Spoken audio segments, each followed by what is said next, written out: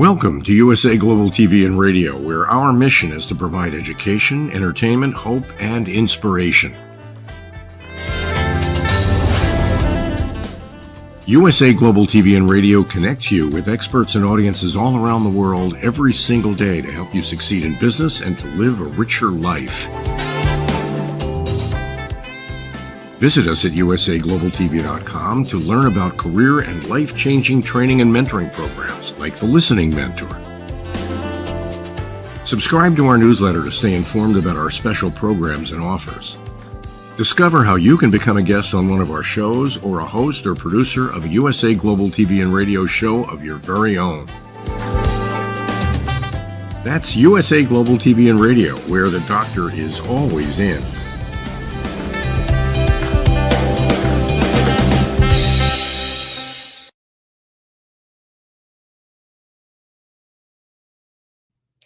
Good morning, good afternoon, good evening. Welcome home to USA Global TV and Radio, where we proudly provide world-class global education, inspiration, and hope. I'm Dr. Jacalyn Kerbeck, and it's my pleasure and honor to host this show today. Our show is The Power of Etiquette and Manners, and our topic is the etiquette evolution from honeymoon to everyday life. What does this mean? We're going to find out as we welcome the star of our show. His name is Mr. Philip SYKES, and he is the principal and founder of the British School of Excellence. Let's welcome him to the program. Hello, hello. Hello. Friday. Yes, it is. It's an absolute pleasure. And by the way, we already have a comment from someone on LinkedIn. Kanita Al Arabi. Hello. Hello to you. Thank you for being here. Fantastic. Already people are coming in. That's wonderful. How are you, Dr. Jacalyn? I'm doing well. And you and I are both in the state of Florida. So our thoughts and prayers go out to all of those who have really struggled, suffered, lost, or still struggling. So we're here with you. So thank you so much.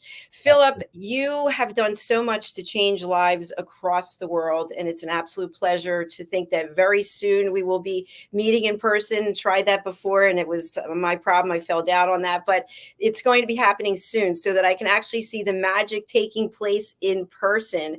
Tell us, what was the motivation for you to start the school, the British School of Excellence, which was the British School of Etiquette?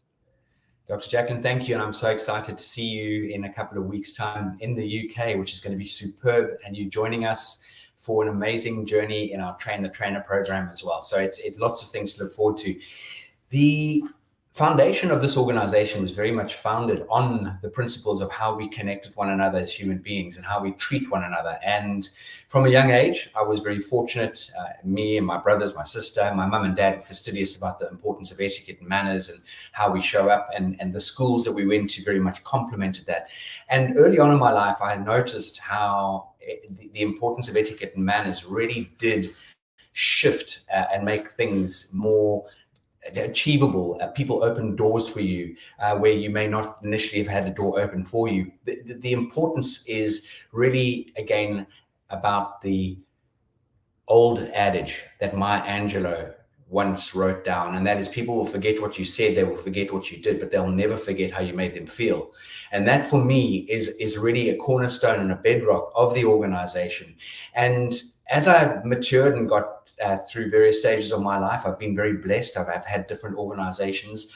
I always had this burning desire and calling to help people advance in their lives, whether it be in their personal relationships, whether it be in business, whether it be in friendships, whatever the sort of scenario is, and really where we can go to the universities, we can be very academic, but if you don't have these quintessential, what I like to call hardcore life skills, you tend to find those people who lack in this area tend to end up either failing or not progressing as fast and as dynamically as they could. And this is where the British School of Etiquette, now the British School of Excellence, finds a phenomenal position in this world, especially in a world where AI is so prevalent right now and people are leaning on digital and machinery. And if you can maintain these proper human skills, these core life skills. In other words, the foundation we should all be born with and given by our parents and guided, those old school principles, which have now started to diminish in families, which is very sad to hear. So that's really scratching the surface of the organization. Thank you so much for that overview. We've got your website up here for people who are listening on a podcast platform. Can you tell us a little bit about the courses that you offer, and then we'll get into today's topic?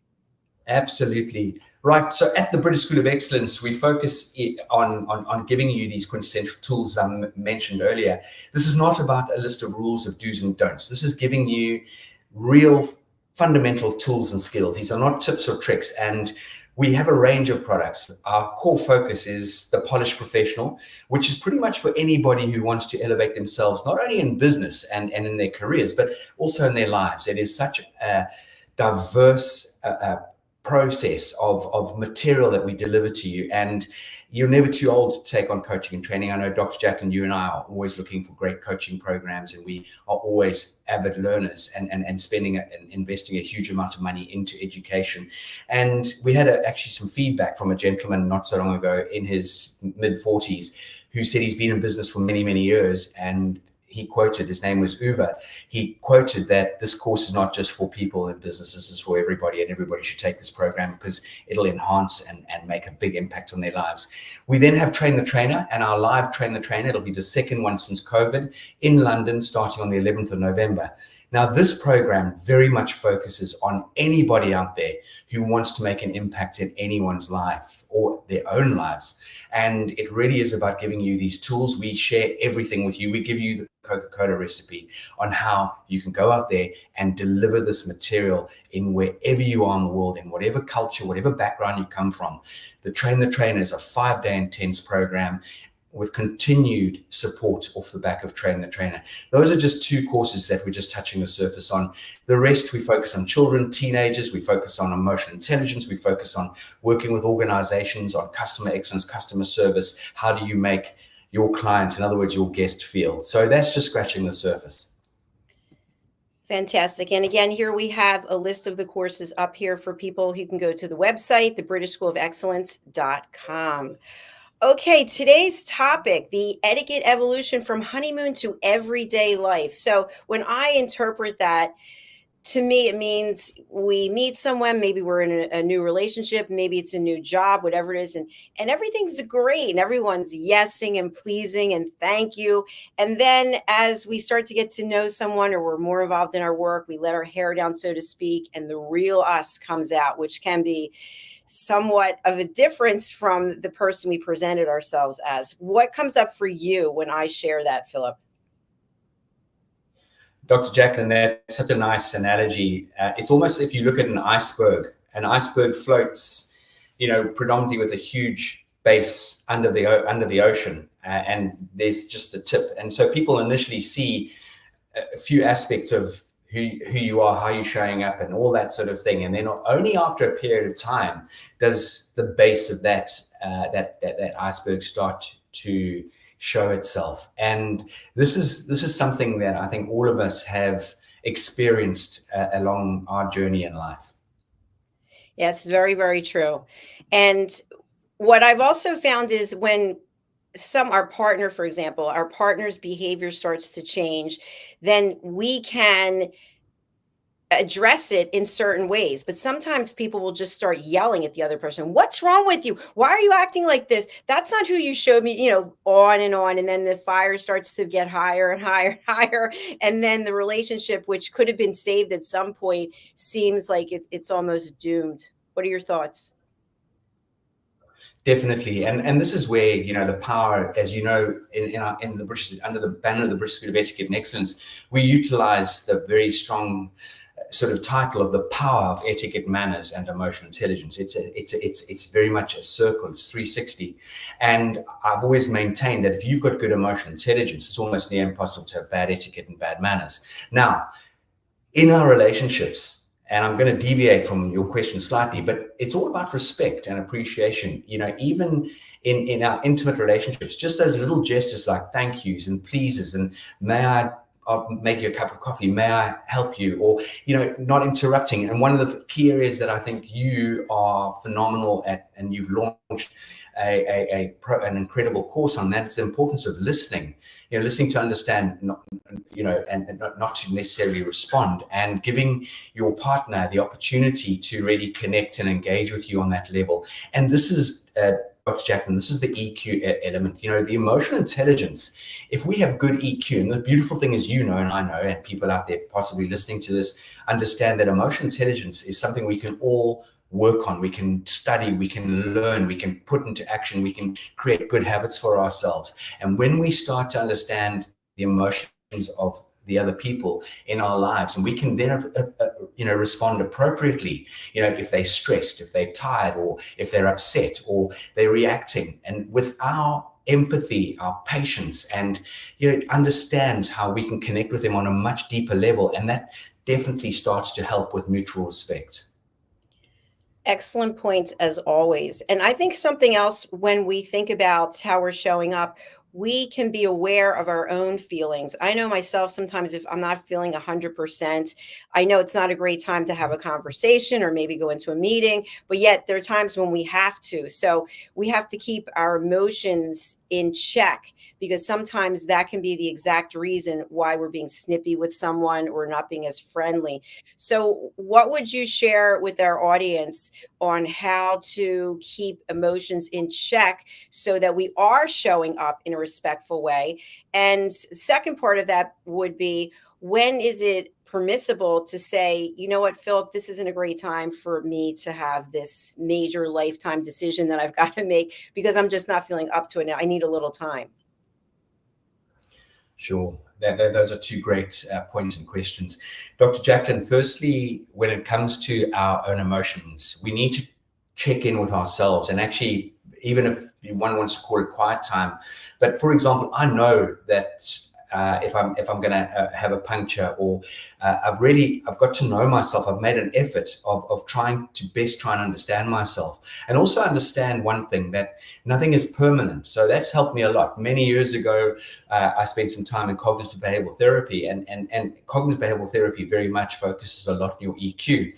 And it was very, very poignant for me to understand that when you go through various life-changing things in your life, whatever that might be, it could be positive, negative, whatever it might be. Unfortunately, and fortunately at the same time, there's going to be change, and things are going to move on. And that was something that I realized right back then, that I could start to get to know myself a lot better and understand, why am I feeling like this? Actually asking yourself these questions, physically asking yourself these questions, whether you do in your head or you ask and you blurt it out, why am I feeling this way? And start to do a self-diagnosis. And I'm also very open with my wife, with Kerry, about how I'm feeling as well. And that is something I've often been told I'm not a very good communicator. But when it comes to my emotions and feelings, I truly believe I've become a lot better at sharing those, especially with my loved ones. So hopefully they can sort of understand where I'm coming from. And if for whatever reason I sort of act untoward or slightly indifferent, then there's a bit more of a better understanding there. And again, this is your emotional intelligence coming in, and your effective communication. This is fundamental in this whole journey. Is we can get on so much better when we start to communicate with the correct etiquette. And it definitely involves avoiding harsh language, like you shared earlier, shouting at someone, speaking with a very different tonality, because those are things that all of a sudden can make the other person erupt. And that for me is just, again, scratching the surface. I mean, we're discussing a very deep topic here, but if anyone is listening to this and has the opportunity, and I'm going to say the privilege of listening to this, and you start to implement just some of the tools we're sharing with you on today's program, and you bring them into your lives and start creating good habits for yourself, you'll see a massive impact on how your life and your relationships start to change. Absolutely. I really appreciate your authenticity. We want to say hello to Roland Friedel and to Natalia. Thanks for watching. So, Philip, not everyone is an advocate of continuous learning. Sometimes people feel that they know what they know and that's enough for them. And so we come to them and share our feelings. And the feedback we get is, I don't have time for this. Get yourself together, figure it out. Don't come to me with boohoo, you're sad, you're angry. I've got stuff to do. This happens. And what do we do so that we don't feel resentful when we're openly trying to express ourselves and the other person is not having it? Well, this for me goes back to something that I think I've always realized, but you really reiterated many years ago to me, is timing is everything for a start. Now, that is finding the correct time to potentially engage with that other person and let them know that I need you to listen to me. I need you to really try and understand me, because if you don't, things could spiral in the wrong direction or even out of control. And this is a key element of relationships. I think we all know people who have had what we might have seen on the outside, a very good relationship, and then all of a sudden the cracks start to form, and next minute they're not in that relationship anymore. And then you start to engage with either one of those parties, and then things get divulged. And if one could wind back the clock, which we can't, a lot of those scenarios would possibly been able to be circumvented. Now, about 8, 9, 10 months ago, there's a gentleman who wrote The Diary of a CEO, and he was being interviewed on television. And he was talking about, again, how important these relationships are. And if you were in a relationship, Dr. Jacalyn, and let's say you had 1 or 2, 3 bad habits that your partner didn't like, and they clucked every time, and, oh, she's doing it again. Oh, you always blah. That eventually starts to wear away. It's like a motor car by the ocean and leaving it there for a year. It starts to rust and it starts to fade away. And this is exactly the detriment that these sort of scenarios can have on one's relationship. Yes. Excellent. Thank you for framing it up that way. I appreciate it. What I'm also thinking about is I've been watching a reality TV series, which I'm not going to say which one it is, but it's about people getting to know each other through a wall. They never actually see one another. And then they make a decision if they want to get engaged, and then they actually see each other. And so on one of the recent episodes, it was interesting because one of the people had a completely separate life. It's the dual life, if you will, and yet had all this time because you never saw the other person. You were being open, you were sharing your emotions, and this person never shared anything about this other part of this person's life. And I think that happens quite a bit. And so my question to you is, in order to truly have emotional intelligence, is it appropriate, is it proper to literally spill the beans on every single thing when you're, let's say, applying for a job or you're starting a new relationship? When is it that you open the faucet and just let them have all of it and see how it works out? Because that's typically not what happens with people. We keep things inside because we don't think we're going to be approved, appreciated. The other person's going to like it. What are your thoughts? That's you definitely are sailing into quite sensitive and dangerous territory there, I believe. Well, let me put it and give you 2 answers. When it comes to your career path and your job interview process, you don't want to scupper your opportunity by sharing your failures. You can tell the interviewer that you back in the day you had a challenge with X, Y, and Z, and I'm not saying you're not telling the truth. You just don't need to bring negativity into that sort of interview. If you get asked certain questions, then answer it openly and honestly. But again, use important and polished skills when you do that. It's very, very important. It's key to you connecting with the interviewer. That is something which I feel, never ever pull the wool over anyone's eyes. In other words, fib, tell a lie, or be dishonest.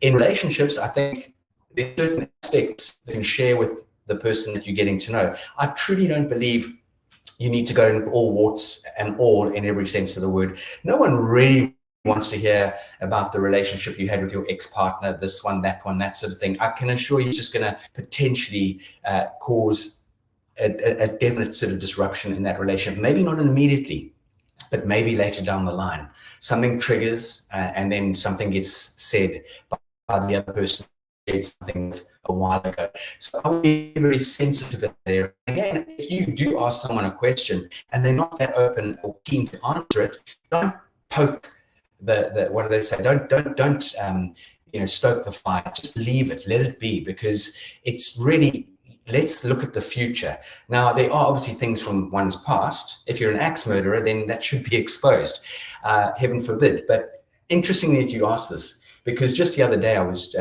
in the motor car, and there was an interview with a woman and a man who was starting to date. And then he then found out that she was pregnant from her ex-partner, but she didn't divulge that. And now all of a sudden there's this conflict, and she couldn't understand why he had backtracked and he had sort of started ghosting her. And that was a huge debate. Now, in those sort of situations, that's where you need to be very open. Yeah, it's a tough path, because especially if you know, based on conversations you've had with the other person, that they're not open to whatever it is. And just a simple example, we have a big election coming up soon. And if someone said, well, I'm in this party, and the other person's in the other party, it might be a subject that you just don't even want to broach because you like the person, but that could be a deal breaker, that they might say, well, then you're out. But the other thing is, how much of an issue is it going to be down the road that you may then end up breaking up because of this, and it wasn't the right person for it. You weren't right for them. They weren't right for you. Well, you got to take your chances. I think if there's certain beliefs, then that definitely must be exposed from the outset.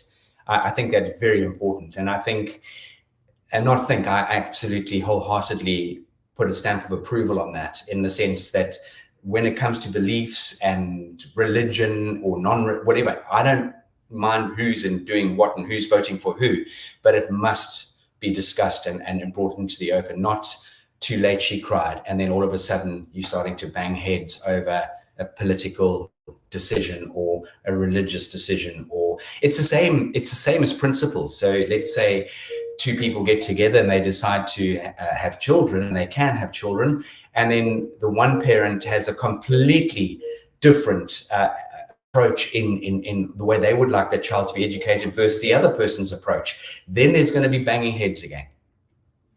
Yes, absolutely. So let's talk a little bit about expectations, because if you think about it, you've been on a honeymoon, I've been on a honeymoon, and then there's the reality of the marriage. So is it really valid for us as humans to think that we could have a honeymoon every day of our life? Or is that just, ridiculous? Because if you think about it, the honeymoon period of anything, you're usually smiling and lighthearted, and you're so excited, and you have hope, and you're inspired. And then one thing doesn't go the right way. You're like, oh, this is what it's going to be about. And so that's my question about expectations. Where do the expectations really start to fall apart when we are thinking that every day is going to be a honeymoon? Those expectations, people become lazy, or they become sort of very set on, that's your role, this is my role, I'm not doing that, I'm doing this, or not showing appreciation, or not stepping in for one another when people really need each other in situations. And again, I'm sure we've all experienced that. You see relationships starting to fray at the edges. All of a sudden, people get set in their ways. They're on this treadmill of life. Obviously, children come along, which adds a whole different dimension. Not obviously, but most of the time, children do come along in a lot of relationships, or get adopted, or whatever it might be. So you're talking about different dimensions, which, by the way, there's no so-called rule book thrown at you or guide or anything. So again, by doing your research and keeping your communication flowing and understanding the importance of respect and understanding for one another is going to help you maintain this journey. Yes, not every day is a honeymoon day, but there's no reason why we can't make certain days a very, out of the blue, do amazing things for your significant other. In other words, surprise dates, going out and having a picnic on the spur, doing fun things that you would have done in the beginning to try and woo your partner. And keeping this consistency going is tough. It's difficult, especially when everything else starts to now get in your way. But if you think about it, every single element of our lives requires some form of input. Now, think, use the analogy of a motor vehicle. In the US, you call it gas. In the UK, you call it petrol or diesel. If you don't keep refueling your vehicle that you're driving around in, it eventually runs out of gas or fuel. And the same thing in relationships. You've got to keep topping up those relationships with beautiful things, and getting to understand the other person's love languages are hugely important. So if anyone thinks this is all foo-foo and out in the clouds and airy-fairy stuff, think again, because Gary Chapman wrote this incredible book, The 5 Love Languages. And when we understand one another's love language, we can then start to fill our significant other's love cup with what their love language is. And you will start to see an amazing impact that it will have on your relationship. Brilliant. Thank you, Philip. And for anybody who's out there, we are talking about the etiquette evolution from honeymoon to everyday life, and that can be taken literally, or you can expand upon it any way that you would like to. So, Philip, what I'm also wondering about for your thoughts, some people truly believe when we think about marriage, because that's what we're just talking about, that when you say I do, that it's forever. And it doesn't matter what the challenges are. It doesn't matter whether you don't love the person anymore, whatever might happen, that's it. You two are together.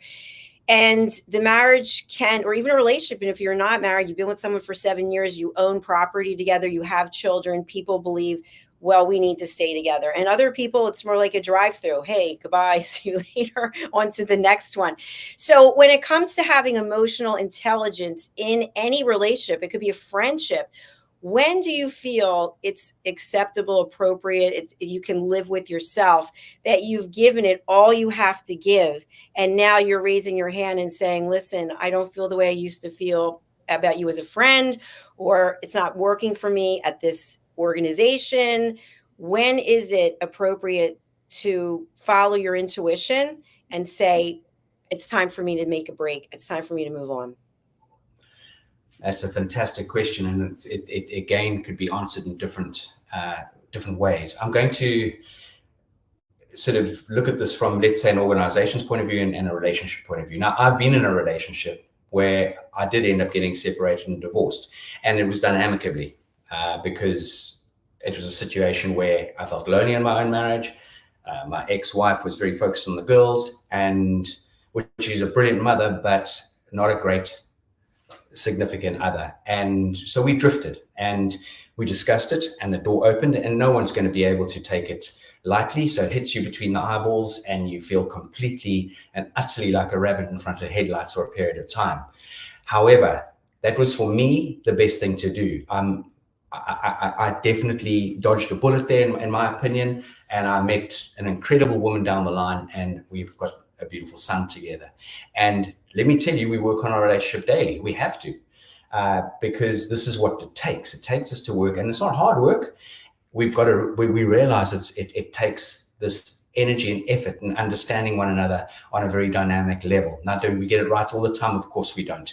But one thing that we've become very good at doing is apologizing if we're incorrect, or apologizing if we've snapped, or whatever it might be. So that is something, and again, we don't get it right all the time. Now, in my opinion, and this is only my opinion, if you know and you've been trying to work at a relationship and you've given it, and you might have even gone down the route of counseling, which I ended up doing at one stage, and things still aren't firing on all cylinders, then there's a time that you need to dig very deep into your being, your EQ, and understand that, hold on, do I want to continue the rest of my life on this particular journey? Or is it going to be better, even though I might hit some big bumps and hurt in the beginning? At least, as I mentioned earlier, nothing lasts forever. Thank goodness. I hope it doesn't. And make that break. That there is something I would advocate, not all the time, but when you have children involved, you do not make it about you as a couple, because those kids are the most important thing. You need to bring your relationship to an end in the most amicable way possible, because the pain is going to be there anyway, especially for the children. So that for me is, I'm going just literally, as I said, this is a big question with many different views and opinions, I'm sure.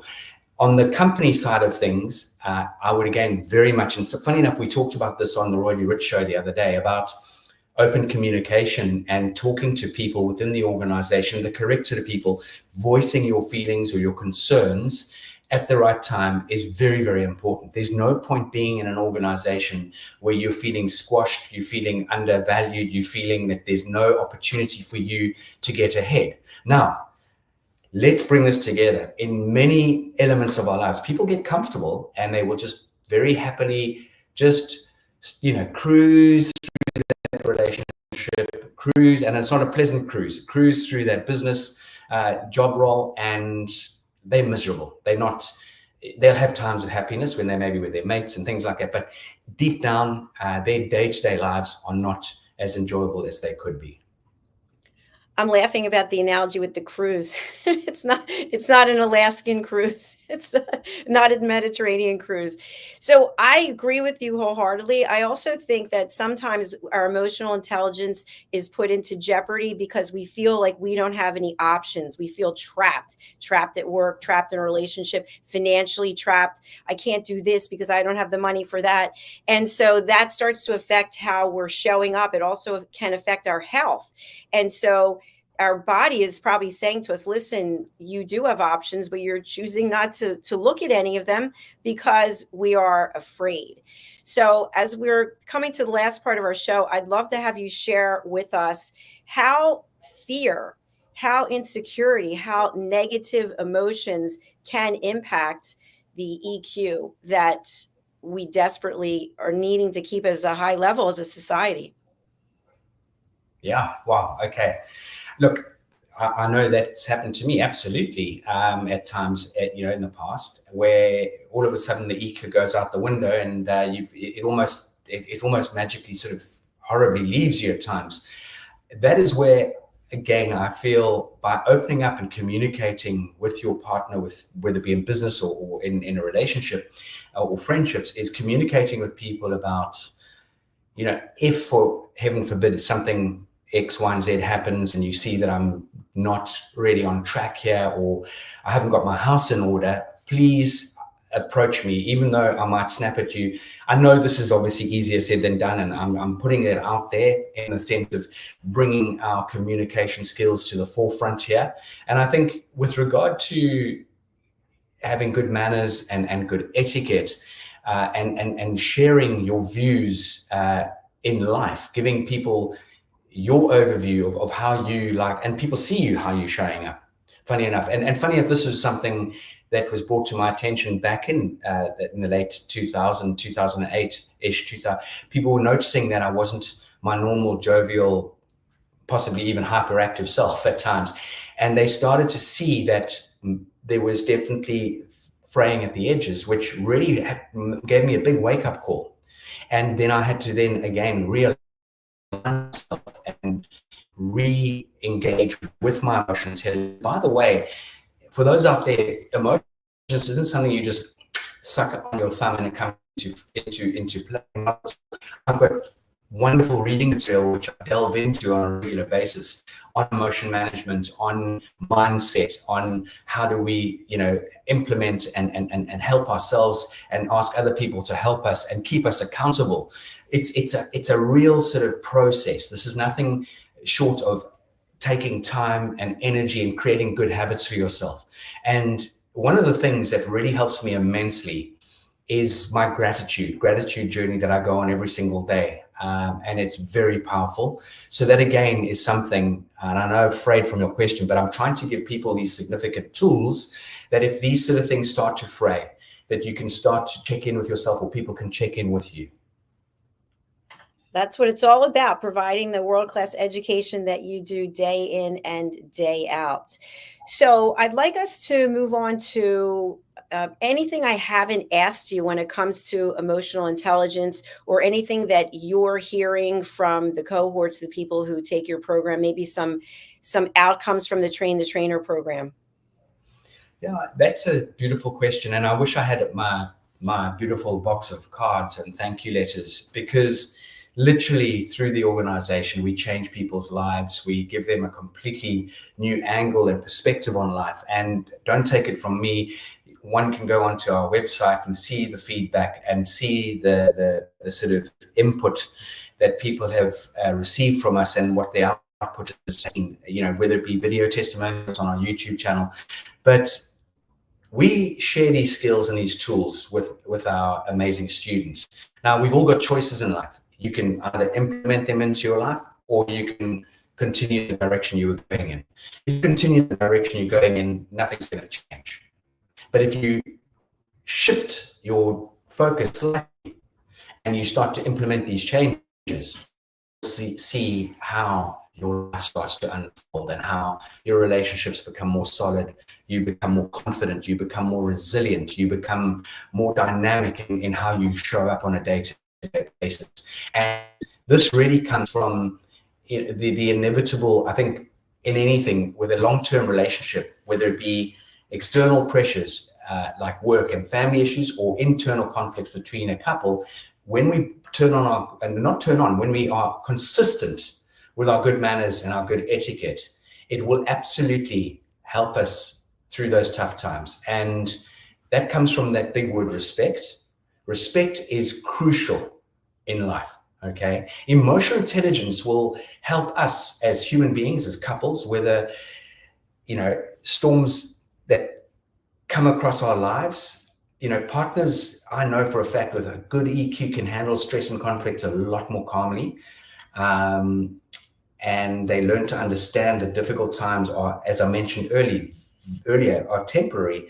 And I think we're stronger together than trying to find our way through the dark times. We're stronger together, even though your significant other or the business partner might not be on the same page as you. At least by voicing your concerns, or voicing your challenges, or voicing your thoughts and ideas, your emotions, they are there to guide you and support you. And this is what we show and deliver in almost 99% of our material, because as I mentioned earlier, the British School of Etiquette and Excellence was never founded on, oh, don't do this, don't do that, you must say this, you must say that. Not at all. It's how do we show up every single day? How do we bring ourselves to the forefront of life? And how do we interact with people? How do we make other people feel? How do we connect? If you ask me, is it about the knife and fork? Is it about table manners? Of course it is. It goes into so many aspects of our lives, Dr. Jacalyn. Absolutely on point as always. And you mentioned that you didn't have your book of reviews, and we have online some reviews from your clients. So let's take a look at that, because I think that's really important. Some of them are very recent as well. So all positive, fantastic. It's fantastic. It was a good thing. Thank you. We could go on and on, that you've changed the lives of so many people. Very helpful and enlightening, yet easy to follow. Good thing, and overall work was nice. Thank you for this wonderful and very informative course designed to share via your website. I will be coming back for more courses. Thank you very much for the life skills course. The course was helpful. The only suggestion I can make, the materials, they had the materials, which was great. So this is all positive experiences, and all 5 stars. So what would you like to share about this? Well, we've exposed ourselves, as any organization does, in, let's call it, the hospitality sector. In not only hospitality, I mean, there's Trustpilot, there's TripAdvisor. So the course check is the Trustpilot or the TripAdvisor for courses, for people going on coaching and training programs, and people give their reviews. We can't influence those reviews. We can't ask someone, you've got to have done the course, you receive a link, and therefore it's in your hands to leave a review. And by the way, for those people out there who don't leave reviews, whatever it might be, please start leaving reviews for organizations. Please, if it takes 2 minutes of your time, because we can learn so much. It's feedback, feed forward is number 1. Number 2, people work so wretchedly hard at building their organizations and businesses. They need to know if they do it right, and they love the compliment, but they also need to know where they could better themselves as well. And we're very blessed. We've got 9 out of 5 stars course check. I believe on our Google channel, whatever Google feedback, we've got a 4.7 or 4.8. But there again, Google, you can get hackers, or you can get people who've never good at taking those dishonest reviews down. So I'm just urging everyone out there, whenever you take on coaching and training, Find out what past students have experienced, where they were and where they are now. And this is a crucial, important step in the right direction. Excellent. Thank you so much, Phil, for taking the time to share these strategies, these tips, your experience. You've been so open and forthright with, what you've dealt with in your own life. And that in and of itself is emotional intelligence. So I really honor and appreciate you. As we close out today, what would you like to leave the audience with? Just understand, ladies and gentlemen, boys and girls, that if you've always done what you've always done, you're always going to do what you've always done.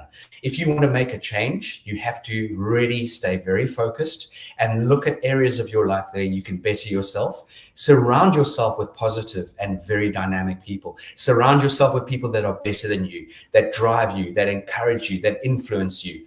Remember how important that is in life. And this is something I've been very fortunate to surround myself with great people, not always, but 99% or 90%, 95% of the time. Absolutely. Now, when it comes to learning and education, always look for things that you can challenge yourself with. In other words, step up, find something that looks a bit different. No, hold on. I'm going to make an effort to try and try my arm at that, try my hand at that, and find out the courses that are going to support you in your future life.